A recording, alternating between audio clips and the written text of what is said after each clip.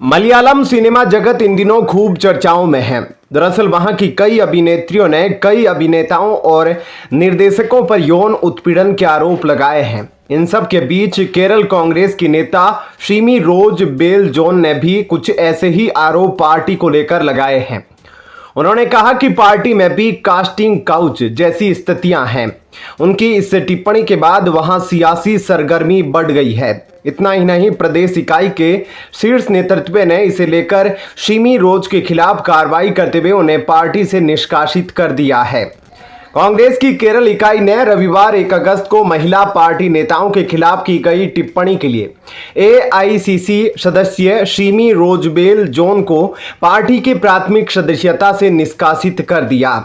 दरअसल उन्होंने आरोप लगाया था कि कांग्रेस में फिल्म उद्योग की तरह ही कास्टिंग काउच है। न्यू इंडियन एक्सप्रेस की रिपोर्ट के अनुसार पूर्व कांग्रेस नेता शीमी रोजबेल जोन ने दावा किया था कि महिलाओं का शोषण सभी क्षेत्रों में किया जा रहा है, यहां तक कि वर्क प्लेसों और राजनीति में भी यह सब हो रहा है। उन्होंने आरोप लगाया कि पार्टी की कई साथी महिलाएं जिन्हें ऐसे बुरे अनुभव हुए, उन्होंने मेरे साथ अपनी आप बीती साझा की।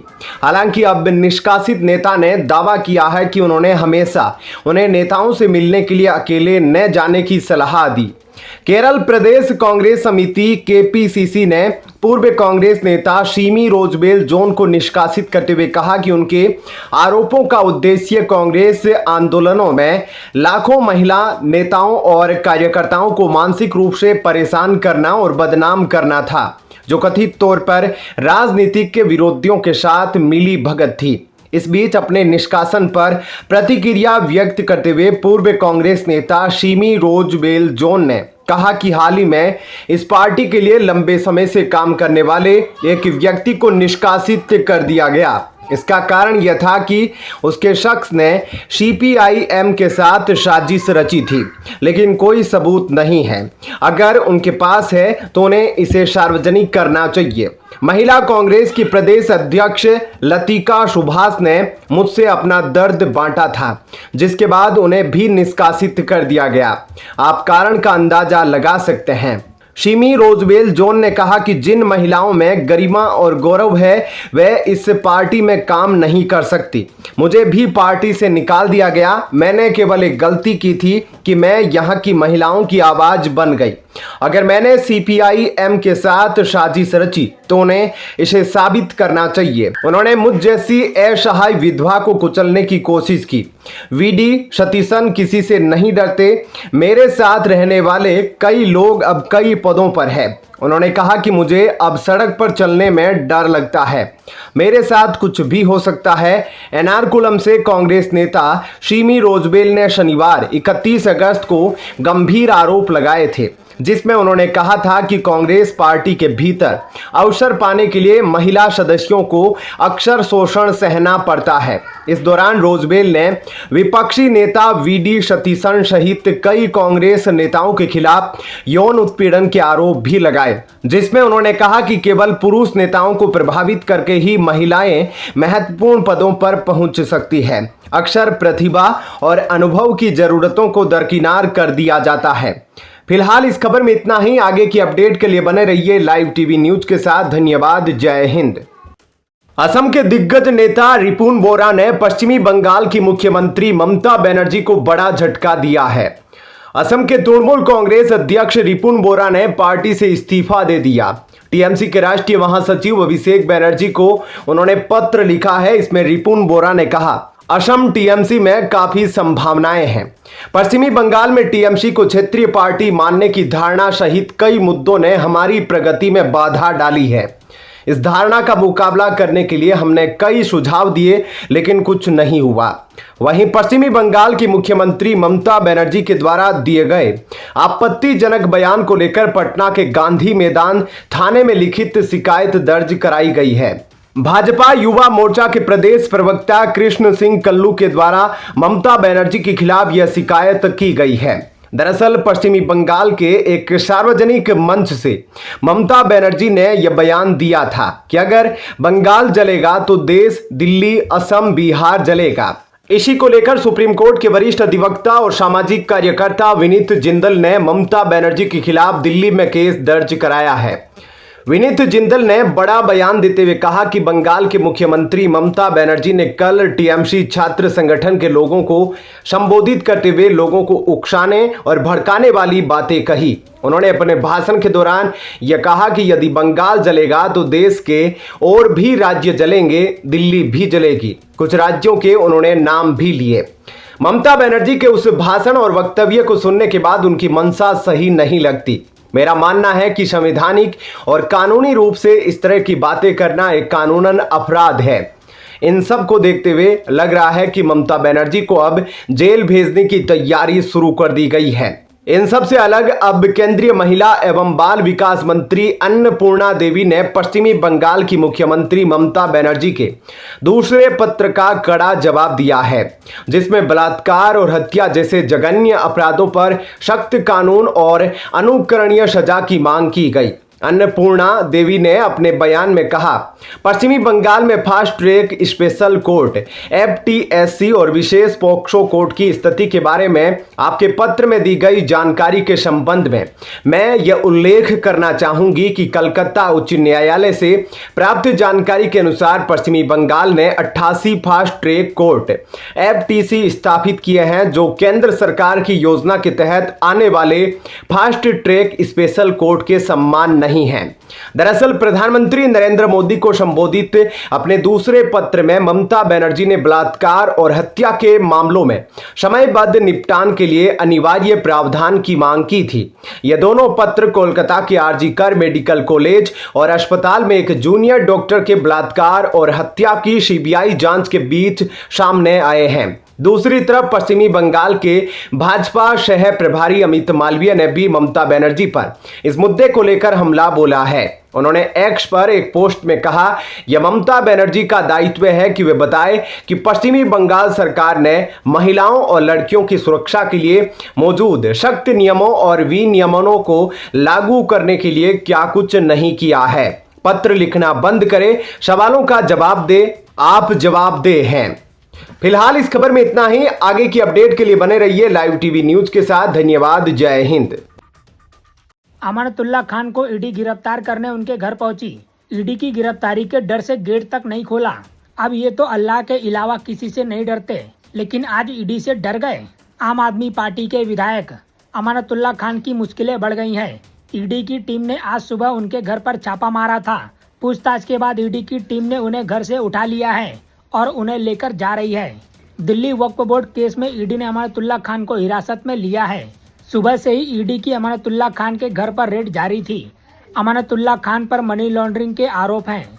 दरअसल ओखला से आम आदमी पार्टी के विधायक अमानतुल्लाह खान पर ईडी की टीम रेड मारने के लिए पहुंची थी। हालांकि पहले अमानतुल्लाह खान ने ईडी की टीम को घर में घुसने नहीं दिया, क्योंकि ईडी के साथ लोकल पुलिस की टीम नहीं थी।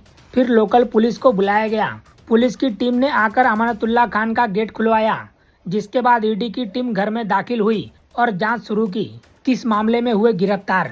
नवंबर 2016 में वक्फ बोर्ड के तत्कालीन अध्यक्ष और आम आदमी पार्टी के विधायक अमानतुल्लाह खान के खिलाफ शिकायत दर्ज करवाई गई थी। इस शिकायत में कहा गया था कि अमानतुल्लाह खान ने वक्फ बोर्ड के कई स्वीकृत और गैर स्वीकृत पदों पर अवैध तरीके से भर्ती की। मामले की CBI जांच हुई थी।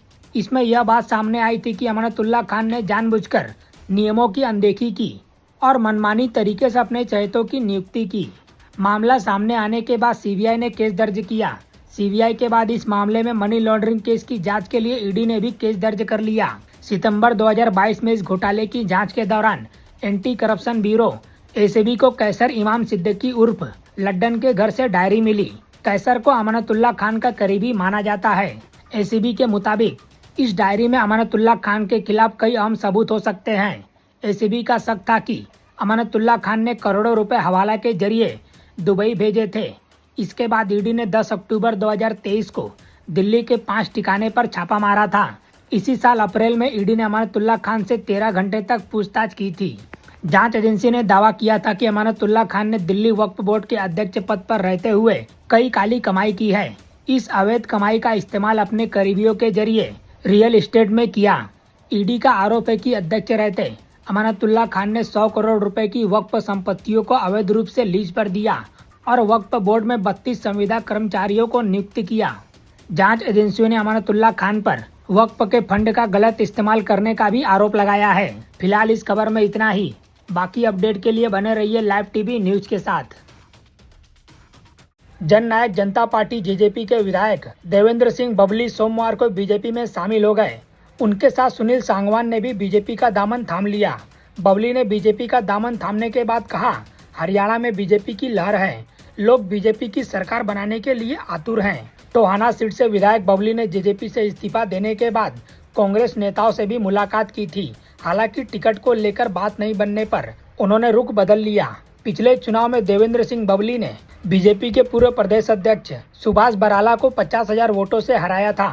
जेजेपी बीजेपी सरकार में देवेंद्र बबली कैबिनेट मंत्री रह चुके हैं। बीजेपी में शामिल होने के बाद देवेंद्र सिंह बबली की प्रतिक्रिया भी आई है। उन्होंने कहा कि आज मुझे गर्व महसूस हो रहा है कि पीएम नरेंद्र मोदी के नेतृत्व में काम करने का मुझे मौका मिलेगा। हम अपने कार्य को जनता के बीच लेकर जाएंगे। आज हरियाणा परिवारवाद से ऊपर उठा है। टोहाना में पहले कोई काम नहीं होता था, अब वहाँ विकास देखिए। हम तीसरी बार हरियाणा में बीजेपी सरकार बनाएंगे। बता दें कि बीजेपी में ज्वाइनिंग से पहले देवेंद्र सिंह बबली की कांग्रेस में जाने की चर्चा भी हुई थी। जननायक जनता पार्टी यानी जेजेपी के मुखिया दुष्यंत चौटाला को विधानसभा चुनाव के ठीक पहले बड़ा झटका लगा है। जेजेपी के पूर्व नेताओं धानक गौतम एवं सिहाग ने सत्तारूढ़ दल भाजपा का दामन थाम लिया है। जननायक जनता पार्टी जेजेपी के पूर्व नेता अनूप धानक, रामकुमार गौतम और जोगीराम सिहाग रविवार को भारतीय जनता पार्टी में शामिल हो गए। बता दें कि हरियाणा में विधानसभा चुनाव की तारीखें बदल दी गई है। अब राज्य में मतदान 5 अक्टूबर को होंगे और रिजल्ट 8 अक्टूबर को घोषित किए जा सकते हैं। दुष्यंत चौटाला की पार्टी जेजेपी के विधायक रामकुमार गौतम, जोगीराम सिहाग और पूर्व मंत्री अनूप धानक ने एक साथ पार्टी छोड़ी है और भाजपा में चले गए। राजकुमार गौतम नारनौंद से विधायक है, अनूप धानक पूर्व मंत्री है और 2 बार उकलाना से विधायक रहे हैं। जोगीराम सिहाग बरवाला से विधायक है। तीनों ने रविवार को जिंद में भाजपा की सदस्यता ली। जिंद में रविवार को बीजेपी की जन आशीर्वाद रैली हुई, जिसमें मुख्यमंत्री नायब सिंह सैनी ने जेजेपी से आए 3 नेताओं को बीजेपी में शामिल कराया। बता दें कि तीनों नेता धानक, गौतम और सिहाग जेजेपी के विधायक थे, लेकिन कुछ दिन पहले उन्होंने पार्टी छोड़ दी थी। जेजेपी ने 2019 के विधानसभा चुनाव में 10 सीटें जीती थी, लेकिन 2024 का चुनाव आते आते जेजेपी का कुनबा बिखर गया। इनमें से अब तक 7 विधायक साथ छोड़ चुके हैं और अब केवल दुष्यंत चौटाला, उनकी मां नैना चौटाला और अमरजीत ढांडा ही रह गए हैं। हाल ही में दुष्यंत चौटाला ने चंद्रशेखर आजाद की पार्टी के साथ गठबंधन किया है, जिसके तहत जेजेपी 70 और आजाद पार्टी 20 सीटों पर चुनाव लड़ेगी। फिलहाल इस खबर में इतना ही। आने वाली अपडेट के लिए बने रहिए लाइव टीवी न्यूज के साथ। धन्यवाद।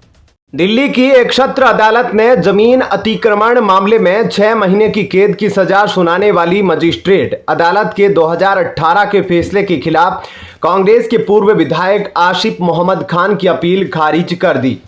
कोर्ट ने कहा कि एक जनप्रतिनिधि के रूप में सत्ता का दुरुपयोग एक गंभीर और बड़ा अपराध है। इससे सार्वजनिक विश्वास का उल्लंघन होता है। अदालत जशोला में डीडीए की भूमिका पर अतिक्रमण के मामले में सजा के आदेश के खिलाफ खान की अपील पर सुनवाई कर रही थी। अतिरिक्त सत्र न्यायाधीश विशाल सिंह ने कहा कि इस मामले में कोई भी कम सजा पूरी तरह से गलत होगी और अपराध की भयावहता के अनुपात में नहीं होगी। उन्होंने निर्देश दिया कि सजा काटने के लिए खान को न्यायिक हिरासत में लिया जाए। हालांकि अदालत ने उस पर लगाई गई 6 महीने की सजा के आदेश को इस हद तक संशोधित कर दिया कि उसके द्वारा बिताई गई हिरासत की अवधि को सजा के विरुद्ध समायोजित कर दिया जाए। एक मजिस्ट्रेट अदालत ने जनवरी 2018 में खान को आईपीसी की धारा 427, 447 और 434 के तहत अपराध के लिए दोषी ठहराया था। इसके बाद अदालत ने उन्हें 5 फरवरी 2018 को 6 महीने की कैद की सजा सुनाई। खान ने दोष सिद्धि और सजा के आदेश के खिलाफ अपील दायर की थी। 28 अगस्त को पारित एक आदेश में सत्र अदालत ने खान के इस तर्क को निरर्थक कहकर खारिज कर दिया कि जशोला गांव में डीडीए भूमि पर कोई अतिक्रमण नहीं था। अदालत ने कहा कि अभियोजन पक्ष के गवाहों की गवाही और दस्तावेजी सबूतों के मद्देनजर अभियोजन पक्ष अपीलकर्ता खान के खिलाफ आरोपित अपराध को वापस लेने में सक्षम था। इस तर्क में कोई दम नहीं है कि उखाड़े गए कंटीले तारों की जांच अधिकारी ने जब्त नहीं किया था और न ही कथित अतिक्रमण की तस्वीर ली गई थी। मजिस्ट्रेट अदालत ने उसे दोषी ठहराने के लिए सबूतों को सही ठहराते हुए कहा कि फैसला तर्कसंगत था, इसलिए वर्तमान अपील जो कि दोष सिद्धि के फैसले पर सवाल उठाती है, खारिज की जाती है। शनिवार को पारित अपने बाद के आदेश में अदालत ने खान के अनुरोध को खारिज करते हुए कहा, यह देखा गया है कि सरकारी भूमि के अतिक्रमण में एक सार्वजनिक के प्रतिनिधि के रूप में दोषी आसिफ मोहम्मद द्वारा शक्ति का दुरुपयोग एक बहुत गंभीर अपराध है। अदालत ने कहा कि यह एक जन प्रतिनिधि के रूप में जनता द्वारा दोषी पर जताए गए भरोसे का उल्लंघन माना जाएगा। ट्रायल कोर्ट द्वारा दी गई सजा से कम कोई सजा पूरी तरह से गलत होगी और अपराध की भयावहता के अनुपात से बाहर होगी। अदालत ने निर्देश दिया कि जमानत पर चल रहे खान को सजा काटने के लिए न्यायिक हिरासत में लिया जाए। खान ने कोर्ट से नरमी बरतने की मांग करते हुए कहा कि उन पर अपनी अपाहिज और लकवाग्रस्त पत्नी की देखभाल की जिम्मेदारी है। इसके अलावा वह समाज का एक प्रतिष्ठित व्यक्ति है, उसे सलाखों के पीछे भेजने से उसकी प्रतिष्ठा को नुकसान होगा। यूपी के बुलंदशहर के रहने वाले आसिफ मोहम्मद खान ने अपनी सियासी जमीन दिल्ली को बनाया। आसिफ मोहम्मद खान कांग्रेस में शामिल होने से पहले आरजेडी में रहे। विधायक बनने से पहले उन्होंने नगर निगम का चुनाव भी लड़ा था। 2013 में वो कांग्रेस में शामिल हुए। इसी साल उन्होंने विधानसभा का चुनाव लड़ा और जीतने में कामयाब हुए। साल 2015 के चुनाव में उन्हें हार का सामना करना पड़ा। 2015 में उन्हें आम आदमी पार्टी के अमानतुल्लाह खान ने हराया था। फिलहाल इस खबर में इतना ही। आगे की अपडेट के लिए बने रहिए लाइव टीवी न्यूज के साथ। धन्यवाद। जय हिंद।